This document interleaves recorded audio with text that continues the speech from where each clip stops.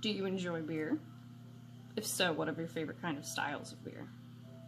I find myself asking this question probably about a dozen times a week. I am a bartender at a craft beer bar in downtown Muskegon, and I've been a bartender for quite a few years now. One of my favorite aspects of working at craft beer bars is that I can go in and sample different kinds of beer every day. And over my years of experience, I've probably tried at least 1,000 different kinds of beer, so many different styles and flavors and tastes. And beer is actually the third most popular drink in the world, only behind water and tea. So this is a big deal for everyone worldwide. Everybody loves beer. I hope you do too. One of my favorite styles of beer is German beer, particularly the German Weiss beer. That includes Hefeweizens and Crystal Weissens. I'll explain a little bit more about that in a few minutes. Anyways, I think German beer is, beer is unanimous with German food. When we think German food, we think pretzels, we think bratwurst, and we think beer. Here's an example of Oktoberfest. This is a huge celebration in Germany. They have it every year in October. Like I said, it's a huge part of German culture. Germans did not invent beer, but they invented many different styles of brewing beer. So this is a picture of the oldest brewery in the world. It is the Weißesteffen Brewery in Weißesteffen, Germany. Most of the first German breweries were in monasteries. The beer was brewed by monks.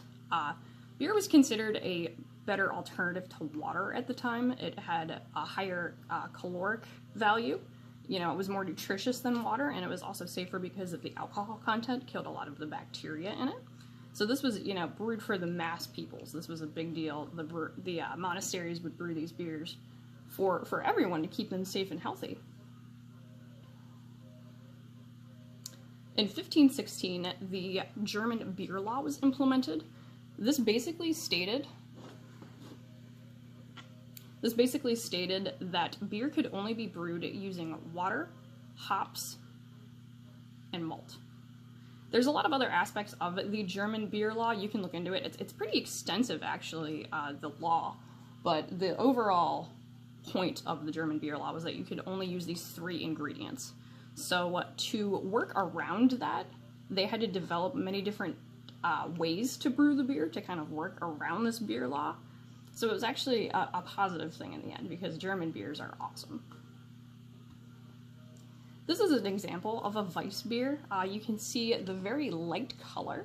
It's very different than most beers that were brewed back in the day. Traditionally, it was lagers, it was very dark beers. And Weiss beer was it's a top fermented beer, which means that they can use more than just the 3 ingredients. That only applied to bottom fermented beers. So this is a top fermented beer using ale yeast and at least 50% wheat. You could also use hops and malt and everything, but it had to be at least 50% wheat to be considered a Weiss beer. This gives it a really interesting yeasty, weedy flavor. It's more sweet and less bitter than most beers I've ever tried, and it's just wonderful.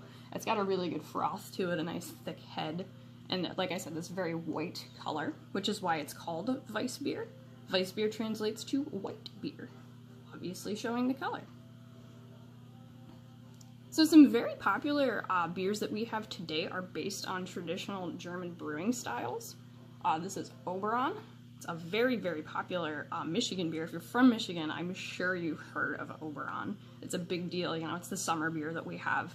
Sam Adams Summer Wheat is also considered a Weiss beer. And really any American wheat ale can be traced back to these German brewing styles, that they developed all these years ago. So the next time you walk into a bar or order a beer, if you order an Oberon, if you order a wheat beer, just make sure that you think about the Germans and all that they've done for beer. Any questions? Thank you.